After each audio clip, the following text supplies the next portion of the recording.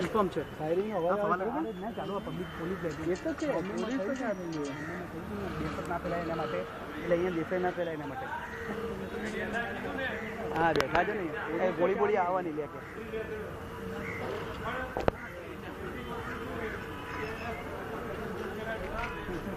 એ તો ક્યારનું છે પોલીસો અંદર 200 પોલીસો જોઈએ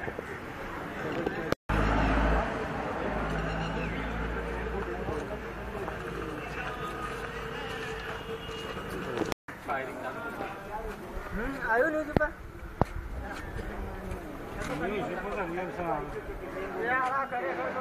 જો અવાજ આવ્યા